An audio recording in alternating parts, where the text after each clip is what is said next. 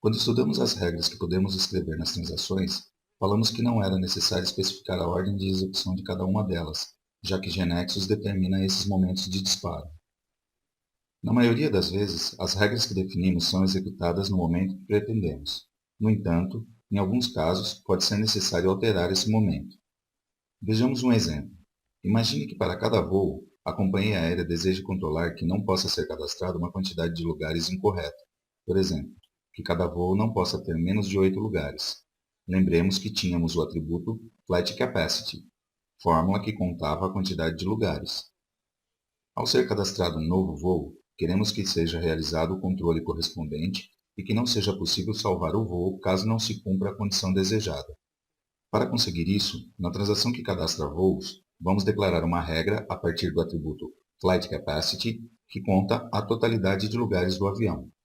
Assim sendo, vamos na seção de Rules e declaramos uma regra error que não permite armazenar um voo com menos de 8 lugares. Escrevemos error, a quantidade de lugares não pode ser menor que 8,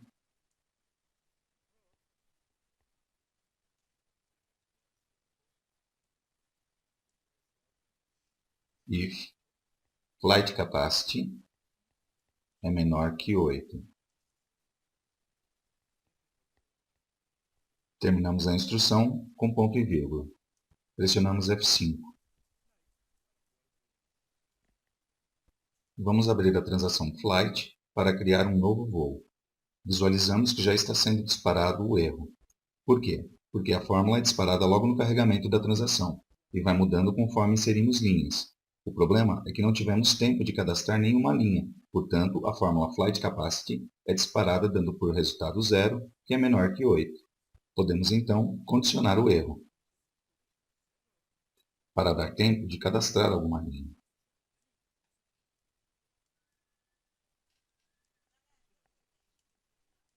Pressionamos F5. Deixamos o valor do identificador sem preenchimento, já que é autonumber. Cadastramos um voo do aeroporto de Guarulhos, em São Paulo, Brasil, até o aeroporto Charles de Gaulle, em Paris, França. O preço do voo é 3.000. O desconto é de 10%.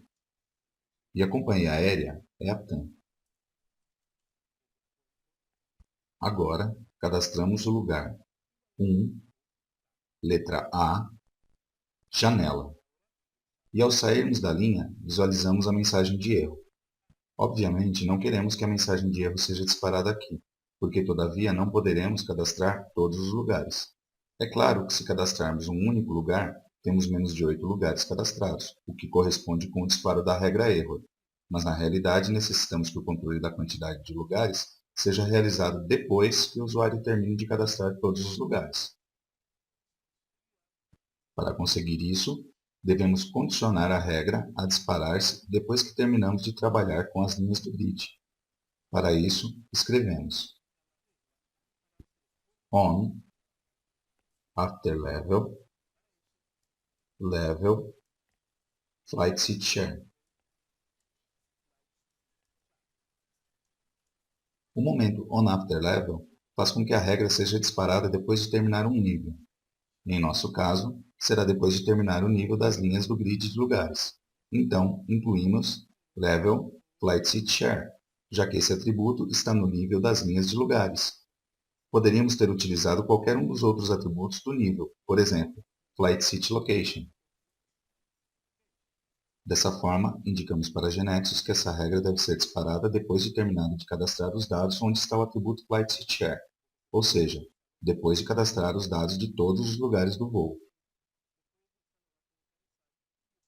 A avaliação feita pela regra error tem sentido, já que no momento de ser disparada já teremos cadastrados todos os lugares que o usuário deseja e poderá ser verificado que exista pelo menos 8 lugares cadastrados.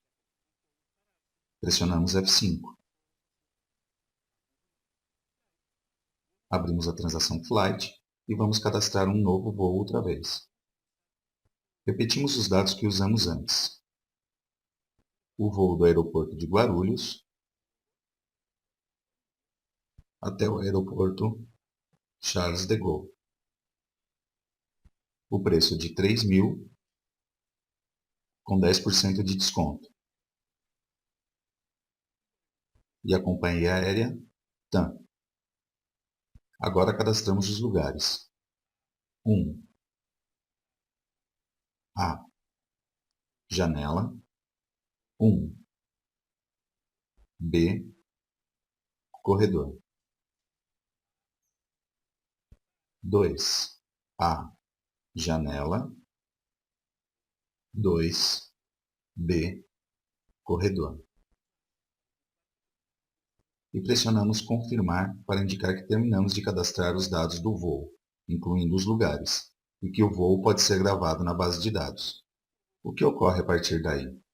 Serão enviados os dados do cabeçalho e linhas ao servidor, e serão processados um por um, disparando as regras correspondentes. Quando terminada a validação dos dados do cabeçalho, será inserido o registro na tabela, e logo será feito o mesmo para cada linha. Quando terminado de processar todas as linhas, esse é o momento After Level. Aí serão disparadas todas as regras que foram condicionadas para esse momento. Observemos que já estão gravados os dados do cabeçalho e as linhas na base de dados.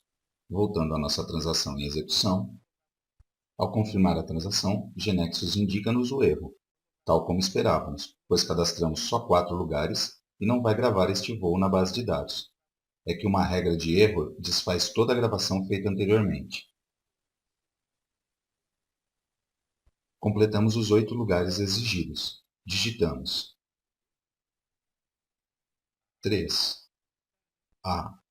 Janela. 3. B. Corredor. 4. A. Janela. E por último, 4. B. Corredor. Agora pressionamos confirmar e vemos que a transação nos permitiu salvar o voo sem problemas.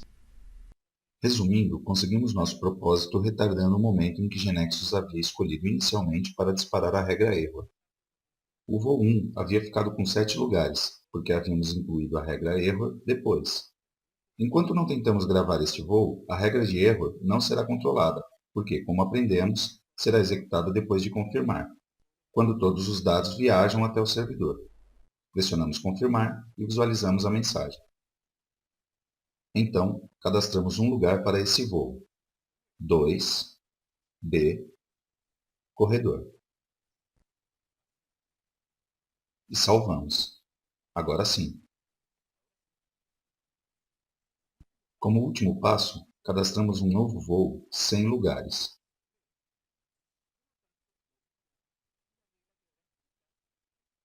Permitiu gravar. Por quê? É que temos essa condição, que inserimos equivocadamente antes de conhecer que existia o After Level.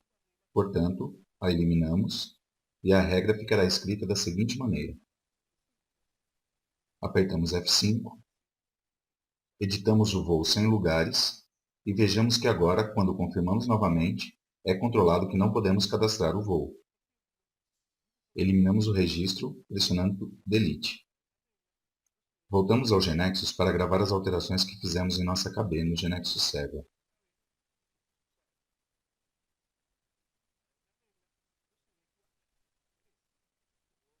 Com esse exemplo, aprendemos que há casos nos quais o momento escolhido por GeneXus para disparar uma regra não é adequado ao nosso interesse, de modo que devemos indicar a GeneXus em que momento queremos que a regra seja executada. Neste caso, estudamos o momento OnAfterLevel, para indicar que queremos que a regra seja disparada depois de percorrer um nível. Pode servir, por exemplo, para chamar uma lista que imprime dados do voo, já que vimos que no After Level os dados já estarão gravados na base de dados. Embora, se for disparada uma regra error, tudo que foi feito será desfeito. Então, se estávamos inserindo, esses dados serão apagados. Se estávamos modificando, as modificações feitas serão desfeitas e os registros permanecerão como antes. No caso da lista, seria melhor invocá-la depois disso, quando tivermos certeza de que os dados novos ou modificados não serão apagados. Isso será após a realização de um commit, comando que mencionaremos mais tarde, mas cujo efeito é confirmar os dados inseridos, modificados ou eliminados. O momento que ocorre após o commit é o after complete, e é aí que chamaremos o relatório. Temos outros momentos como o onAfterInsert, para indicar que a regra seja disparada imediatamente depois da inserção de cada cabeçalho ou linha.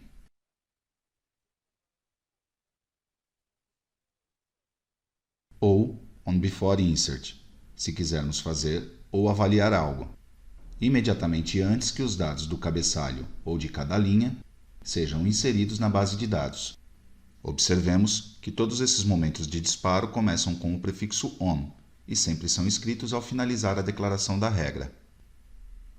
Assim como temos BeforeInsert e AfterInsert, que serão disparados somente se estiver querendo inserir registros, temos BeforeUpdate e AfterUpdate se estiver querendo modificar, e BeforeDelete e AfterDelete se estiver querendo excluir. Aqui, apenas apresentamos os mais importantes, mas existem mais momentos de disparo disponíveis, que convidamos você a descobrir.